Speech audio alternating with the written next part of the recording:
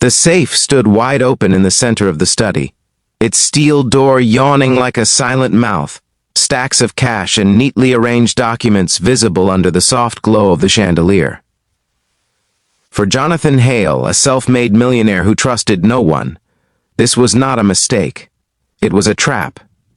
He stood in the shadows of the hallway, heart pounding not from fear of loss, but from a deep, simmering suspicion that had eaten at him for weeks. Tonight, he believed, he would finally see the truth about the quiet woman who cleaned his house every day. What he did not know was that by morning, this test would break him in ways money never could. Before we go any further, if you believe in kindness, second chances, and stories that remind us of our humanity, please take a moment to like this video, comment your thoughts, share it with someone who needs hope, and subscribe to the channel for more heart-touching stories like this one.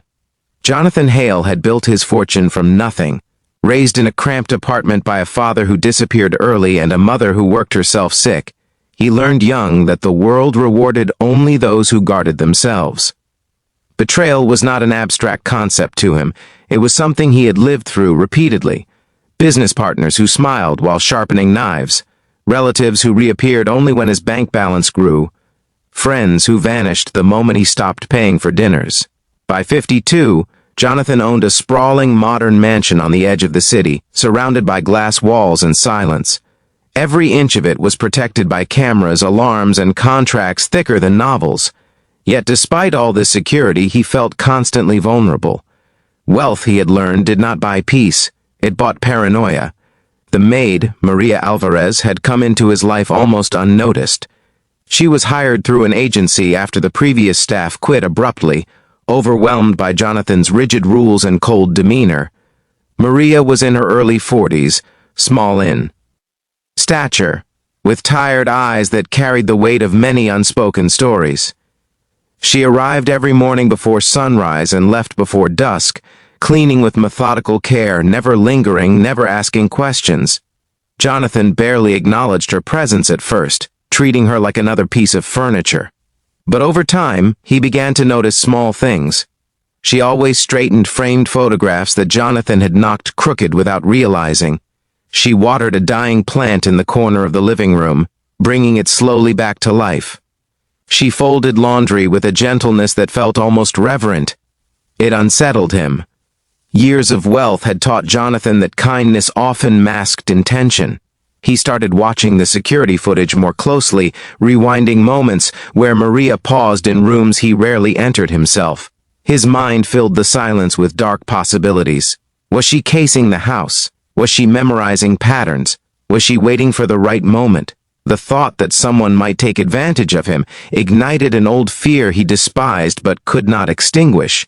Instead of confronting her or firing her, Jonathan decided on a test. A final, undeniable proof of who she truly was. The safe in his private study was known only to him. It held cash, heirloom watches, and documents worth more than most people would earn in a lifetime. Jonathan deliberately left it open one evening before Maria's shift ended, turning off the camera inside the room while keeping the hallway feed active. He told himself this was rational, necessary. If she took even a single bill, he would have his answer. The plan felt clean and controlled, like every other calculated move he had made in business. Yet as he waited, hidden behind the study door, a strange heaviness settled in his chest. Maria entered the study quietly, as she always did. She paused when she saw the open safe, her body going still as if the air itself had thickened. From the shadows, Jonathan watched every movement, his breath shallow. This was it, he thought. The moment of truth. Minutes stretched painfully as Maria stood there, her gaze fixed not on the money but on something else entirely. She slowly approached the desk instead, setting down her cleaning cloth with care. Her shoulders sagged, and for a brief, unguarded second, Jonathan saw something in her face he did not expect. Pain, not greed, not excitement, pain. Maria closed the safe door gently. She did not touch a single thing inside. Instead, she wiped the fingerprints from the handle, straightened a stack of papers that had slid askew, and whispered a prayer Jonathan could not hear. Then she reached into her worn handbag and pulled out a folded piece of paper.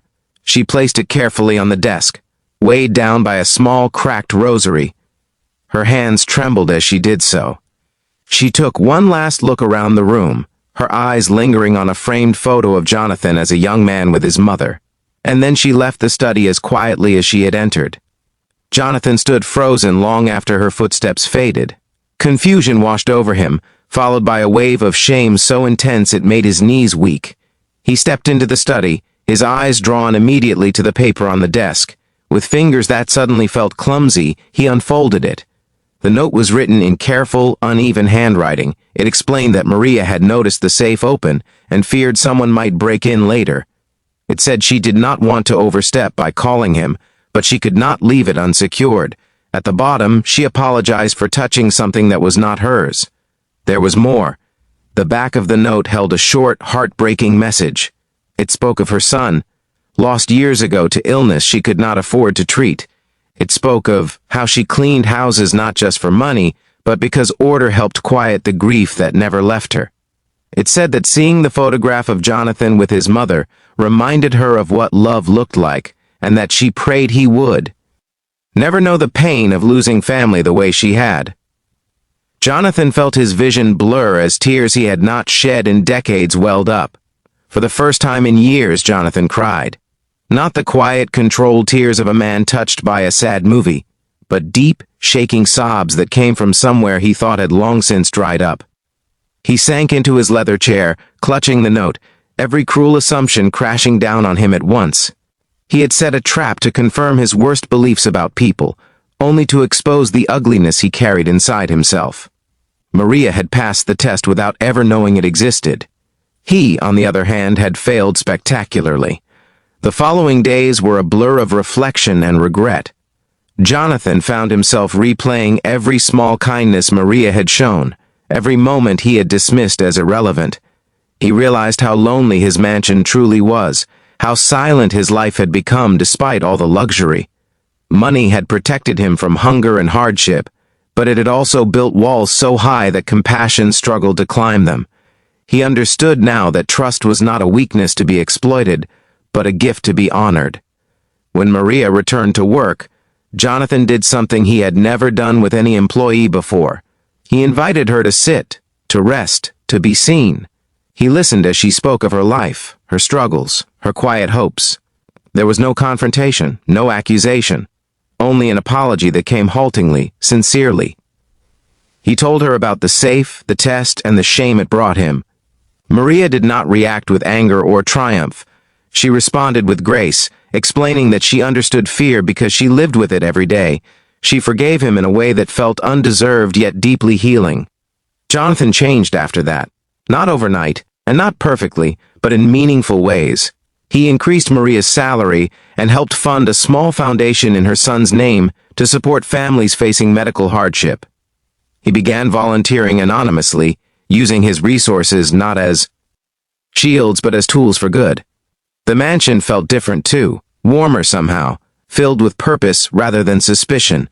The safe remained closed most days, but Jonathan no longer felt the need to guard his heart so tightly.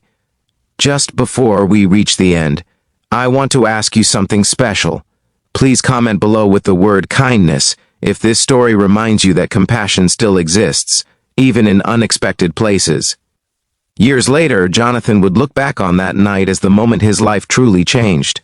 Not because he almost lost his money, but because he almost lost his humanity and was given a chance to reclaim it. Maria remained in his life not just as an employee, but as a quiet reminder that integrity often lives in the most overlooked corners of the world. The trap he set had caught something far more important than a thief. It had